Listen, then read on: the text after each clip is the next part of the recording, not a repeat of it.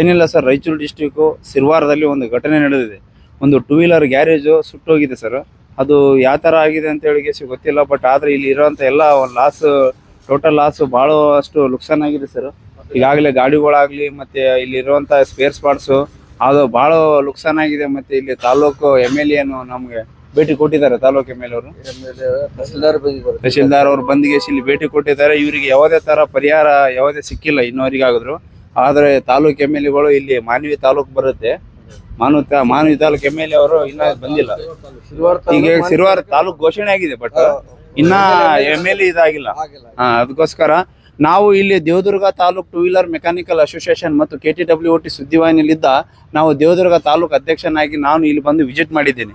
Visit ಮಾಡೋ ಕಾರಣ ಏನಂದರೆ ಎಲ್ಲ ಮೆಕ್ಯಾನಿಕರು ಒಂದೇ, ನಾವೆಲ್ಲ ಜಾತಿ ಒಂದೇ ಇರುತ್ತೆ.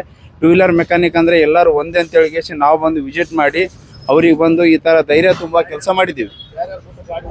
ಧೈರ್ಯ ತುಂಬ ಕೆಲಸ ಮಾಡಿದ್ದೀವಿ. ಅದಕ್ಕೋಸ್ಕರ ಇದು ಟೋಟಲ್ ಲಾಸ್ ಬಂದ್ಬಿಟ್ಟು ಎಷ್ಟಾಗಿದೆ ಅಂತ ಹೇಳಿ ನಾವು ಅವರು ಓನರ್ಗೆ ಕೇಳೋಣ. ಎಷ್ಟಾಗಿದೆ ಅಂತ ಲಾಸ್ ಓನರ್ ಹೇಳ್ತಾರೆ. ಹೇಳಿ ಸರ್. ಓನರ್ ಸುಮಾರು ಒಂದು 8 ಲಕ್ಷ ಅಂತ ಆಗಿದೆ. ಒಂದು ಐಲು ಮತ್ತು ಆಟೋಮೊಬೈಲ್ಸ್ ಸಾಮಾನದು, ಆಮೇಲೆ ಒಂದು 9 ಬೈಕ್ ಇದು ಎಲ್ಲ ಒಂದು 8 ಲಕ್ಷ ಅಂತ ಒಂದು ರತ್ನಾಗೆ ನಾವು ಮಾಡ್ಕೊಂಡಿದ್ವಿ. ಇದು ಯಾವ ಥರ ಆಯ್ತು ಸರ್ ಘಟನೆ? ಇದು ಶಾರ್ಟ್ ಸರ್ಕ್ಯೂಟ್ ಆಗಿ ಈಗ ಆಕಸ್ಮಿಕವಾಗಿ 12 ಗಂಟೆ ಸುಮಾರು ನಾವು ಬೇರೆಯವರು ಫೋನ್ ಮಾಡಿ ನನ್ಗೆ ಕರೆಸಿದ್ದಾರೆ. ನನಗೆ ಗೊತ್ತಿದ್ದಿಲ್ಲ. ಪೊಲೀಸರು ರೌಂಡಿಂಗ್ ಬಂದಿದ್ರು. ಅವರೇ ಬಂದು ಮತ್ತೆ ಫೋನ್ ಮಾಡ್ಕೊಂಡು ಬೇರೆಯವ್ರಿಗೆ ಅವರು ಪಕ್ಕದಲ್ಲಿ ನಂಬರ್ ನೋಡ್ಕೊಂಡು ಅವ್ರು ಮಾಡಿ ವೆಲ್ಡಿಂಗ್ ಶಾಪ್ ಅವ್ರು ನನಗೆ ಮಾಡಿದ್ರು. ನಾನು ಬಂದೆ, ಇಲ್ಲಿ ಫುಲ್ಲು ಬೆಂಕಿ ಉರ್ತಾ ಇತ್ತು. ಟೋಟಲ್ ಗಾಡಿ ಕಸ್ಟಮರ್ ಗಾಡಿ ಎಷ್ಟಿದೆ ಸರ್? ಕಸ್ಟಮರ್ 9 ಗಾಡಿ. ನಿಮ್ಗೆ ಏನು ಸ್ಪೇರ್ ಪಾರ್ಟ್ಸ್ ಆಟೋಮೊಬೈಲ್ಸ್ ಒಂದು 1,40,000 ಚಿಲ್ಲರ್ ಇದು. ಐಲು ಟೋಟಲ್ ಲಾಸ್ ಎಷ್ಟು? ಒಂದು 10 ಲಕ್ಷ ಆಗಿರ್ಬೋದು. ಆಗಿದೆ. 8ರಿಂದ 9 ಲಕ್ಷ ಅಂತ. ಇವೆಲ್ಲ ಶೆಡ್ ಗಿಡ್ ಎಲ್ಲ ಇದಾಗಿಬಿಟ್ಟಿದೆ. ಎಲ್ಲ ಶೆಡ್, ಆಮೇಲೆ ಬೈಕಿನ ಡಾಕ್ಯುಮೆಂಟ್ಸ್ ಎಲ್ಲ ಇದು ರೀ. ಒಂದು 8ರಿಂದ 10 ತನಕ ಡಾಕ್ಯುಮೆಂಟ್ಸ್ ಇದ್ವು, ಎಲ್ಲ ಸುಟ್ಟೋಗಿದ್ದೀವಿ. ಎಲ್ಲ ಇದು ಅಲ್ಮಾರಿ ಎಲ್ಲ ಸುಟ್ಟು ಅಲ್ಮಾರಿದಾಗ ಇಟ್ಟಿದ್ವಿ ನಾವು.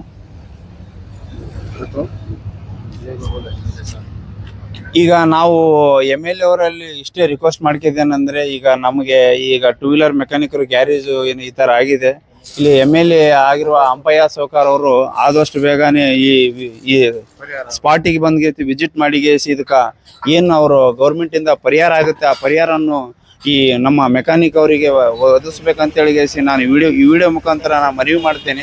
ಮತ್ತು ಅದೇ ರೀತಿಯಾಗಿ ನಮ್ಮ ರಾಜ್ಯಾಧ್ಯಕ್ಷರಾದ KS ಪ್ರಸನ್ನ ಕುಮಾರ್ ಪಾಟೀಲ್ ಅವರು ಕೂಡ ನಾನು ಒತ್ತಾಯಪೂರ್ವಕವಾಗಿ ನಾನು ವಿನಂತಿ ಮಾಡ್ತೇನೆ. ಈ ಥರ ನಮ್ಮ ಗ್ಯಾರೇಜ್ಗಳು ಸುಡ್ತಾ ಇದೆ, ಅದಕ್ಕೋಸ್ಕರ ನೀವು ಗ್ಯಾರೇಜಿದು ಒಂದು ಗ್ಯಾರೇಜ್ ಲೈಸೆನ್ಸ್ ಸಿಗುತ್ತೆ, ಬಟ್ ಆದರೆ ಇನ್ಸೂರೆನ್ಸ್ ಸಿಗ್ತಾ ಇಲ್ಲ. ಈ ಥರ ಕಸ್ಟಮರ್ ಯಾವುದೇ ಒಂದು ಗಾಡಿ ಬಿಟ್ಟರೆ ಇವತ್ತೇ ಮಾಡಿ ಕೊಡೋಕ್ಕಾಗಲ್ಲ.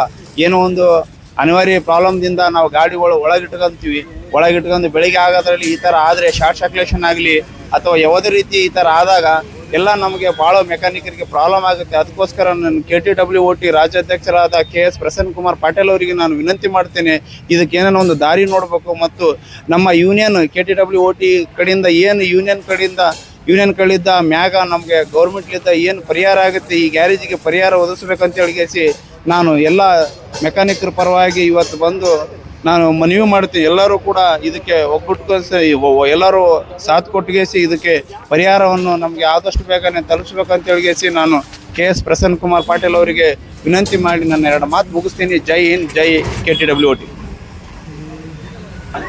ಸೊ ಸ್ನೇಹಿತರೆ, ನೋಡಿದ್ರ ಒಬ್ಬ ಮೆಕ್ಯಾನಿಕ್ಕು ಸಿರ್ವಾರದಲ್ಲಿ ವರ್ಕ್ಶಾಪ್ ಇಟ್ಟಿದ್ದಾರೆ.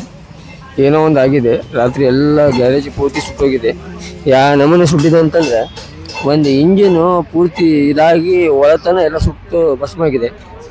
ಸೊ ಇದು ಭಾಳ ಭಯಂಕರವಾದ ಘಟನೆ ಇದು. ಕಸ್ಟಮರು ತಮ್ಮ ಗಾಡಿಗೆ ಇನ್ಸೂರೆನ್ಸ್ ಮಾಡ್ಕೊಂಡಿರ್ಬೇಕು. ಒಬ್ಬ ಮೆಕ್ಯಾನಿಕ್ಕು ಯಾರಿಗಂತ ಮಾಡ್ಕೊಳ್ತಾನೆ, ದುಡಿಯೋಕ್ಕೆ ಒಂದು ದಿನಕ್ಕೆ 200 ರೂಪಾಯಿ 300 ರೂಪಾಯಿ ದುಡಿಬೋದು, ಲಾಸ್ಟ್ ಒಂದು 500,000 ರೂಪಾಯಿ ದುಡಿಬೋದು. ಹೊಟ್ಟೆ ಪಾಡಿಗಂದು ಮಾಡಿರ್ತಾರೆ. ಈ ಥರ ಅನರ್ಥ ಎಲ್ಲ ಆಗ್ತಾ ಇರ್ತದೆ. ಬೇಕಂದ್ರೆ ಮಾಡಿಲ್ಲ, ಎಲ್ಲ ಆಕ್ಸಿಡೆಂಟ್ಲಿ ಆಗಿರ್ತದೆ. ಸೊ ತಮ್ಮ ಗಾಡಿಗೆ ತಾವು ಇನ್ಶೂರೆನ್ಸ್ ಮಾಡಿ ಎಲ್ಲ ಮಾಡಿದರೆ ಅದು ತಮಗೂ ಒಳ್ಳೇದಿರುತ್ತೆ. ಗೌರ್ಮೆಂಟ್ ಯಾರಿಗೂ ಏನು ಕೊಡೋಂಗಿಲ್ಲ. ಸೊ ನೋಡಿ ಯಾವ ಥರ ಘಟನೆ ಆಗಿದೆ ಇಲ್ಲಿ, ಯಾವ ಥರ ಪಾಪ ಅವರು ಎಷ್ಟೋ ಕಷ್ಟಪಟ್ಟು ಒಂದು ಗ್ಯಾರೇಜ್ ಬಂದು ಬಾಡಿಗೆ ಕಟ್ಟಿ ಒಂದು ಗ್ಯಾರೇಜ್ ಮಾಡಿರ್ತಾರೆ, ಅದರಲ್ಲಿ ಈ ಥರ ಒಂದು ಆಗಿರ್ತದೆ.